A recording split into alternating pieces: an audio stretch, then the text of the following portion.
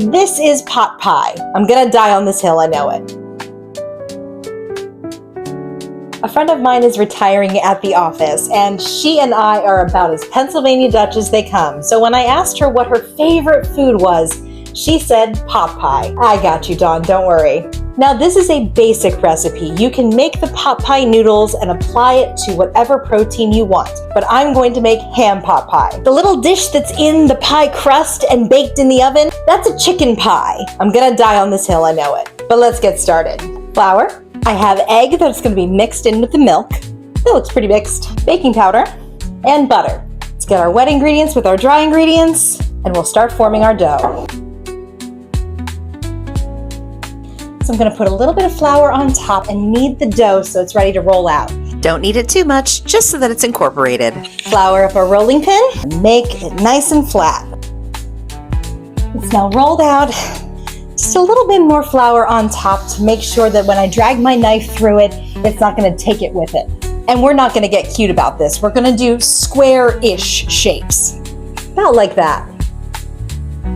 Now, pot pie is kind of a labor of love, not because the dough is difficult, but when you're making good homemade pot pie, you want to work with a bone broth that you've used from a ham or a turkey or a chicken that you've made before. In this case, I've cooked my ham, and then I also boned it all, and I made bone broth, and now I can make the actual dish. So while none of this is hard, it's usually done in stages, and you're usually working off of leftovers. In this case, I made it special, but it took me a couple days. We're done with our pot pie noodles. That was really easy, but now we just need to finish up the rest of the dish, so come over this way. Pennsylvania Dutch or Amish pot pie is a lot like chicken and dumplings in the South.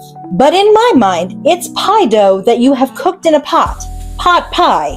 You can fight with me all you want, but that's my opinion and I'm sticking to it. To make the rest of the dish, we're just going to start with some onion that I have chopped up. And since it's a good old-fashioned Pennsylvania Dutch dish, we'll put some butter in instead of olive oil. Is there anything better than butter and onions? I ask you. I don't think there is. Oh wait, I know. It's butter, onions, and garlic.